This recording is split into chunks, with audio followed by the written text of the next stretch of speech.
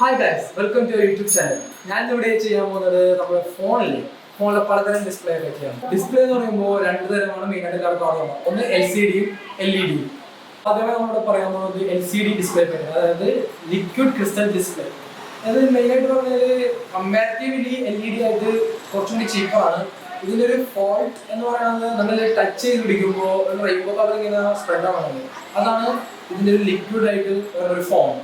ഈ LCD display എല്ലാവരും മാറ്റാൻ കാരണം, അതായത് ഉപേക്ഷിക്കാൻ കാരണം, അത് ഇൻവെന്റ് ചെയ്ത സമയത്ത് ആന്റി ഗ്ലെയർ എന്ന ടെക്നോളജി ഇല്ലായിരുന്നു. ആന്റി ഗ്ലെയർ എന്ന് പറയുമ്പോൾ ഇപ്പോൾ ഒരു സൺലൈറ്റ് അല്ലെങ്കിൽ എന്തെങ്കിലും ഒരു പർട്ടിക്കുലർ ലൈറ്റ് സോഴ്സ് വന്ന് ഫോണിലേക്ക് അടിക്കുമ്പോൾ അത് നമുക്കൊന്ന് കാണാൻ പറ്റാത്ത രീതി വരില്ല, ഒരു മങ്ങിച്ച അല്ലെങ്കിൽ ഒരു ഷെയ്ക്ക് ചെയ്യുമ്പോൾ ഒന്നും പറ്റില്ല. അതാണ് ഗ്ലെയർ എന്ന് പറയുന്നത്. ആ ഒരു ടെക്നോളജി അന്നില്ലായിരുന്നു. പിന്നെ ഇതിന്റെ മറ്റൊരു ഡിഫക്റ്റ് എന്ന് പറയുന്നത് ഇതിൽ കളർ റെപ്രസെന്റേഷൻ, അതായത് നമുക്ക് കാണുമ്പോൾ ഇച്ചിരി ഡിം ആയിട്ടേ കാണുള്ളൂ. എത്ര ബ്രൈറ്റ്നസ് കൂട്ടിയിട്ടാലും കമ്പാരിറ്റീവ്ലി LED ഡിസ്പ്ലേ ഇത് ഭയങ്കര ഡിമ്മായിട്ട് നമുക്ക് കാണാൻ സാധിക്കുള്ളൂ. ഈ LCD ഡിസ്പ്ലേയുടെ പോരായ്മകൾ നികത്താൻ വേണ്ടി Gen 2 എന്ന നിലയിലൊരു ഡിസ്പ്ലേ ഇൻട്രൊഡ്യൂസ് ചെയ്തു. അതിന്റെ പേരാണ് TFT എന്ന് പറയുമ്പോൾ തിൻ ഫിലിം ട്രാൻസിസ്റ്റർ. ഇതിന്റെ ഏറ്റവും വലിയ സ്പെഷ്യാലിറ്റി എന്ന് പറഞ്ഞെങ്കിൽ ഇത് ലോ കോസ്റ്റ് ആണ്. കമ്പാരിറ്റീവ്ലി ഈ LCD ഡിസ്പ്ലേയുടെ ഭയങ്കര ലോ കോസ്റ്റ് ആണ്. അപ്പോൾ അടുത്തൊരു സ്പെഷ്യാലിറ്റി എന്ന് പറഞ്ഞെങ്കിൽ ഇതിന്റെ കോൺട്രാസ്റ്റ് വളരെയധികം കൂടുതലാണ് കമ്പാരിറ്റീവ്ലി ഓൾഡ് LCD ഡിസ്പ്ലേ. ഇത് എത്ര പഴയ LCD ഡിസ്പ്ലേ എത്ര ബ്രൈറ്റ്നസ് കൂട്ടിയിട്ടാലും അതൊരു പിക്ചർ ക്വാളിറ്റി നമുക്ക് ഒരിക്കലും കിട്ടില്ല. പക്ഷെ ഇതിൽ അത്യാവശ്യം കൂടുതൽ കിട്ടും. അതാണ് മറ്റൊരു അഡ്വാൻറ്റേജ് എന്ന് പറയുന്നത്. ഇതിന് ഇത്രയും അഡ്വാൻറ്റേജ് ഉണ്ടെങ്കിൽ കൂടി ഇതിന് കുറച്ചൊക്കെ പോരായ്മകളുണ്ട് കേട്ടോ. ഇതിന്റെ ഏറ്റവും വലിയ പോരായ്മ എന്ന് പറഞ്ഞെങ്കിൽ ഇത് നല്ല രീതിക്ക് ബാറ്ററി കൺസംഷൻ ചെയ്യും, ബാറ്ററി ഡ്രൈൻ ചെയ്യിക്കും. പിന്നെ അടുത്തൊരു പോരായ്മ എന്ന് പറയുകയാണെങ്കിൽ ഇതിന്റെ viewing angle older LCD display പോലെ തന്നെ സെയിം ആണ്. നമുക്ക് ചേച്ചി നോക്കുമ്പോൾ ചെറിയൊരു നെഗറ്റിവിറ്റി ഫീൽ ചെയ്യും. ഈ TFT ഡിസ്പ്ലേയിൽ പിന്നെ ഒരു ടച്ച് ഇൻട്രോഡ്യൂസ് ചെയ്തപ്പോൾ ഒരു എക്സ്ട്രാ ലെയറും കൂടി ആഡ് ചെയ്തു. അങ്ങനെ അതും കൂടി വന്നു കഴിഞ്ഞപ്പോൾ ഈ ഡിസ്പ്ലേ സൈസ് കുറച്ചും കൂടി ബൾക്കിയായി. അത് സോൾവ് ചെയ്യാൻ വേണ്ടിയാണ് അവർ IPS ഡിസ്പ്ലേ ഇൻട്രോഡ്യൂസ് ചെയ്തത്. IPS ഡിസ്പ്ലേ എന്ന് പറയുന്നത് തേർഡ് ജെൻ എന്ന് നമുക്ക് വേണമെങ്കിൽ പറയാം. ഇനി നമുക്ക് IPS ഡിസ്പ്ലേ എന്താണെന്ന് നോക്കാം. IPS ഡിസ്പ്ലേ എന്ന് പറയുന്നത് ഇൻ പ്ലെയിൻ സ്വിച്ചിങ്, അതാണ് ഇതിന്റെ ഫുൾ ഫോം. ഇതിന്റെ നമ്പർ 1 സ്പെഷ്യാലിറ്റി എന്ന് പറഞ്ഞാൽ ഡ്രൈനിങ് കുറവാണ്, ബാറ്ററി ഡ്രൈനിങ് കുറവാണ്. അത് നല്ലൊരു യൂസ്ഫുൾ ആണ് നമുക്ക്. അപ്പോൾ ഇതിന്റെ അടുത്തൊരു സ്പെഷ്യാലിറ്റി എന്ന് പറയുകയാണെങ്കിൽ ഇത് കളർ റീപ്രൊഡക്ഷൻ കൂടുതലാണ്. കമ്പാരിറ്റീവ്ലി TFT ഡിസ്പ്ലേ ഇത് നല്ല രീതിക്ക് നമുക്ക് കളർ റീപ്രൊഡക്ഷൻ തരുന്നുണ്ട്. പിന്നെ ഇതിന്റെ ഒരു സ്പെഷ്യാലിറ്റി എന്ന് പറയുകയാണെങ്കിൽ ഇതിന്റെ ഡിസ്പ്ലേ അവർ ഇത്തവണ ലെയറിലാണ് അവർ ഡിസ്പ്ലേ പ്രൊഡ്യൂസ് ചെയ്തു. അപ്പോൾ TFT കാട്ടി സൈസ് തിന്നായിരിക്കും. അത് നല്ലൊരു അഡ്വാൻറ്റേജ് ആയിരുന്നു. IPS ഡിസ്പ്ലേയിൽ അവർ ഇംപ്രൂവ്ഡ് ആക്കിയ മെയിൻ കാരണം വെച്ചാൽ ഇതിന്റെ ടച്ചും ഡിസ്പ്ലേ ഒറ്റ ലെയർ ആക്കി.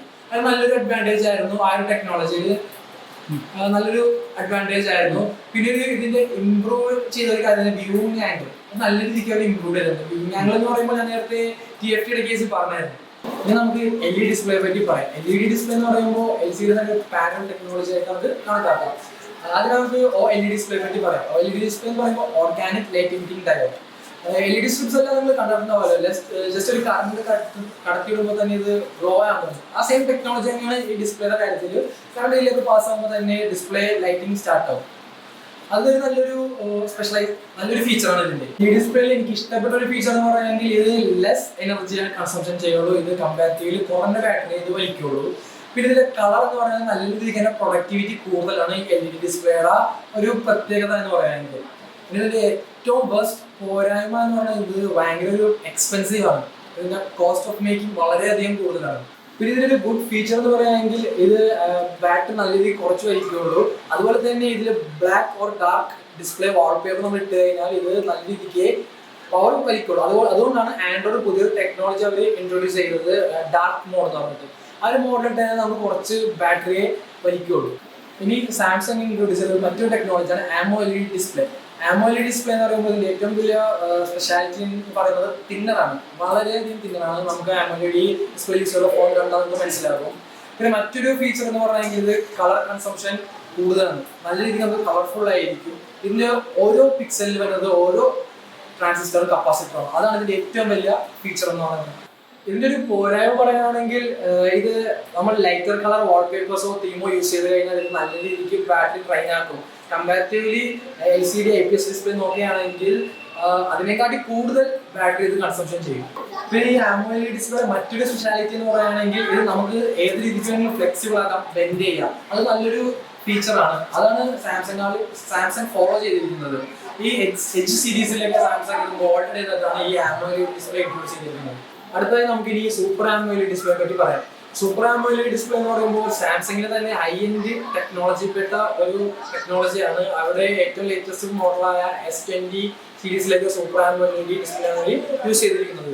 സൂപ്പർ AMOLED ഏറ്റവും വലിയ സ്പെഷ്യാലിറ്റി എന്ന് പറയുന്നത് തിന്നറാണ്. കമ്പാരിറ്റീവ്ലി എല്ലാ ഡിസ്പ്ലേയും വെച്ച് നോക്കുമ്പോൾ ഇത് വളരെ തിന്നറാണ്. പിന്നെ ഇതിന്റെ മറ്റൊരു ഫീച്ചർ എന്ന് പറയുകയാണെങ്കിൽ ഇത് ലെസ് പവർ കൺസംഷൻ ആണ്. ഇത് ബാറ്ററി പവർ കുറച്ച് വലിക്കുള്ളൂ. അതുപോലെ തന്നെ ഇത് സൺലൈറ്റ് സെൻസിംഗ് ഒക്കെ നല്ല രീതിക്ക് തന്നെ ഇവര് ഈ ടെക്നോളജി ഇൻട്രൊഡ്യൂസ് ചെയ്തിട്ടുണ്ട്.